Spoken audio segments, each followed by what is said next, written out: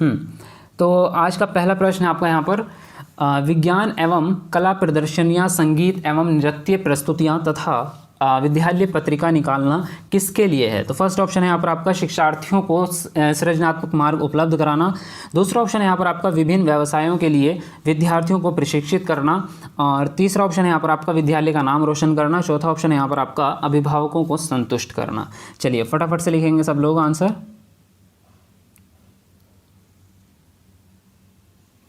Live कब आएंगे उस पर देखता हूँ मैं, शाम को आपको मैं नोटिफिकेशन आपको दे दूंगा, शाम को या फिर कल, है ना। देखते हैं, शाम को मैं लाइव आऊँगा, कोशिश मैं करूँगा कि शाम को आया जाए। देखिए यहाँ पे जो आंसर आपका करेक्ट होगा, यहाँ पे फर्स्ट ऑप्शन आपका राइट होता है। शिक्षार्थियों को सृजनात्मक मार्ग उपलब्ध कराने के लिए ये सब होता है।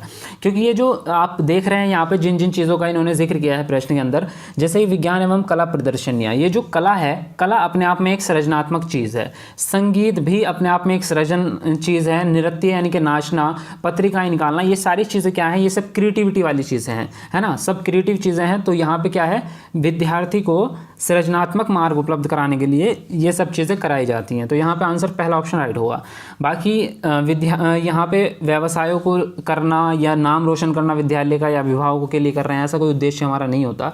तो ऑप्शन पहला ऑप्शन सही होता है। आगे बढ़ेंगे। अगला प्रश्न यहाँ पर आपका कि शिक्षकों को अपने विद्यार्थियों की त्रुटियों का अध्ययन करना चाहिए क्योंकि वे प्राय, यहाँ पे खाली स्थान है यहाँ पर आपका, की ओर संकेत करती हैं। तो बताएंगे फर्स्ट ऑप्शन है यहाँ पर आपका हाँ, योग्यताओं के अनुसार समूह बनाने हेतु दिशा निर्देश। दूसरा ऑप्शन है यहाँ पर आपका भिन्न प्रकार की पाठ्यचर्या की आवश्यकता। तीसरा ऑप्शन है उनके ज्ञान की सीमा। और चौथा ऑप्शन है आवश्यक उपचारात्मक युक्तियाँ। चलिए फटाफट से लिखेंगे आप लोग आंसर।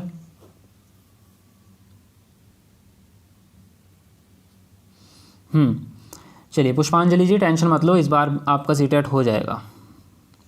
देखिए यहाँ पे जो आंसर आपका करेक्ट होगा, यहाँ पे आंसर राइट होगा आपका फोर्थ ऑप्शन, आवश्यक उपचारात्मक युक्तियाँ। क्योंकि इसने बात की है विद्यार्थियों की त्रुटि का अध्ययन करना चाहिए क्योंकि वे प्राय आवश्यक उपचारात्मक युक्तियों की ओर संकेत करती है। कहने का मतलब ये है कि आप पहले त्रुटियों का अध्ययन करते हैं, फिर उपचारात्मक शिक्षण करते हैं।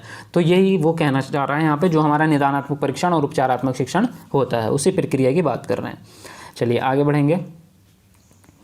अगला प्रश्न है कि प्रतिभाशाली विद्यार्थी अपनी क्षमताओं को तब विकसित कर पाएंगे जब, फर्स्ट ऑप्शन है बार बार उनकी परीक्षा होगी। दूसरा ऑप्शन है वे अन्य शिक्षार्थियों के साथ अधिगम प्रक्रिया से जुड़ते हैं। तीसरा ऑप्शन है उन्हें अन्य विद्यार्थियों से अलग किया जाएगा। और चौथा ऑप्शन है वे निजी कोचिंग कक्षाओं में पढ़ेंगे। चलिए फटाफट से लिखेंगे सब लोग आंसर। हाँ, मैथ की क्लास भी शुरू करेंगे भाई, आपकी कोशिश जल्दी करेंगे अब। तो देखिए यहाँ पे जो आंसर आपका करेक्ट होगा, यहाँ पे सेकंड ऑप्शन राइट होगा आपका, वे अन्य विद्यार्थियों के साथ अधिगम प्रक्रिया से जुड़ते हैं।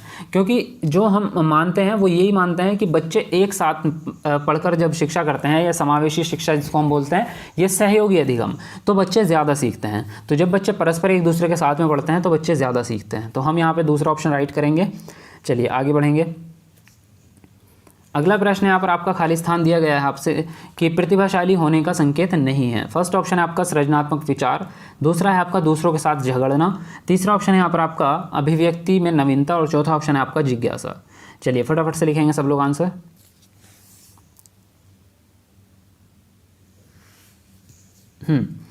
तो यहाँ पे जो आंसर आपका करेक्ट होगा, यहाँ पे सेकंड ऑप्शन आपका सही होगा। दूसरों के साथ झगड़ना जो है वो प्रतिभाशाली होने का संकेत नहीं है। ठीक है, एक सामान्य स्टूडेंट का भी संकेत नहीं है कि वो दूसरों के साथ में झगड़ा करे। बाकी सृजनात्मक विचार, अभिव्यक्ति या जिज्ञासा, ये सब प्रतिभाशाली में होंगे। ठीक है, चलिए अगला प्रश्न आपका यहाँ पर कि निम्न में से कौन सा शिक्षार्थियों में सृजनात्मकता का पोषण करता है? तो फर्स्ट ऑप्शन है यहाँ पर आपका अच्छी शिक्षा के व्यवहारिक मूल्यों के लिए विद्यार्थियों का शिक्षण।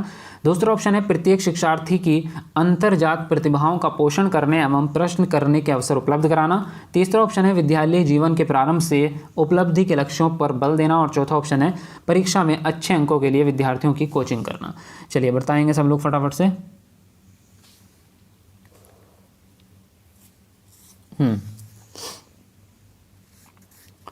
तो देखिए यहाँ पे जो आंसर आपका करेक्ट होगा, यहाँ पे सेकंड ऑप्शन आपका राइट होगा। सृजनात्मक का पोषण करने का मतलब ये है प्रत्येक शिक्षार्थी की अंतर्जात प्रतिभाओं का पोषण करने एवं प्रश्न पूछने के अवसर उपलब्ध कराना। तो इससे क्या होगा, बच्चों में सृजनात्मकता बढ़ेगी। जब बच्चे प्रश्न पूछेंगे या उसको प्रश्न पूछने के आप अवसर देंगे तो उनके अंदर जो है सृजनात्मकता बढ़ेगी। और अंतर्जात यानी कि जो उनकी प्रवृत्तियाँ हैं, मेनली जो उनके अंदर मूल प्रवृत्तियाँ हैं, उनको आप बढ़ावा देंगे।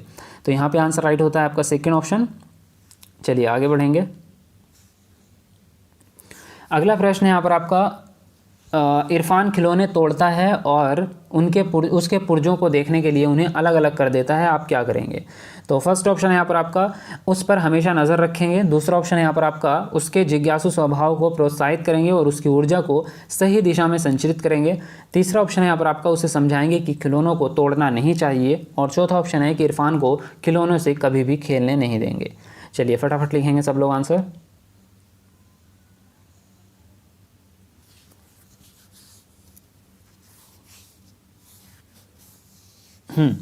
तो यहाँ पे देखिए आंसर जो राइट होता है यहाँ पे सेकंड ऑप्शन आपका सही है। इरफान जो है वो एक सृजनात्मक विद्यार्थी है। अगर यहाँ पे हम देख रहे हैं उसको, उसके जिज्ञासु स्वभाव को आप प्रोत्साहित करेंगे और उसकी ऊर्जा को सही दिशा में संचित करेंगे। क्योंकि अगर इरफान जो है वो खिलौने तोड़ता है, पुर्जों को अलग अलग करता है, तो इसका मतलब ये है कि उसके अंदर क्रिएटिविटी है और उसके अंदर जिज्ञासा है, वो देखना चाहता है कि इसके अंदर क्या है, वो सब चीज़ें। तो उसको सही दिशा देने की ज़रूरत है। ये क्वेश्चन वैसे मैं पहले भी आपको करा चुका हूँ। तो यहाँ पे आंसर राइट होता है सेकंड ऑप्शन। चलिए आगे बढ़ेंगे। हाँ, अगला प्रश्न है यहाँ पर आपका, एक शिक्षिका अपनी कक्षा के प्रतिभाशाली बच्चों की योग्यताओं की उपलब्धि चाहती है। अपने उद्देश्य की प्राप्ति के लिए उसे निम्नलिखित में से क्या नहीं करना चाहिए? तो फर्स्ट ऑप्शन है यहाँ पर आपका, तनाव को नियंत्रित करना सीखना। दूसरा ऑप्शन है विशेष ध्यान के लिए उन्हें उनके समकक्षों से अलग करना।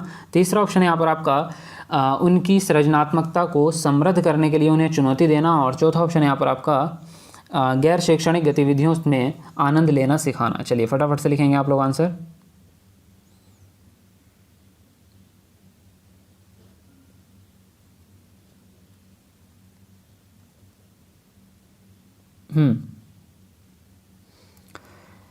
चलिए देखिए यहाँ पे आंसर राइट होता है आपका सेकंड ऑप्शन। यहाँ पर विशेष ध्यान के लिए उन्हें समकक्षों से अलग करना, ये आपको नहीं करना चाहिए, क्योंकि हम जो है समावेशी कक्षा की बात कर रहे हैं। तो यहाँ पे अलग नहीं करेंगे किसी भी बच्चे को, जो है हम ऐसा नहीं कि अलग कर देंगे, ठीक है। आई थिंक नेट की काफ़ी प्रॉब्लम हो रही है, जहाँ तक मुझे दिख रहा है, कमेंट में भी आ रहा है काफ़ी ज़्यादा। अच्छा, वीडियो ठीक नहीं चल रहा है, बफरिंग प्रॉब्लम है।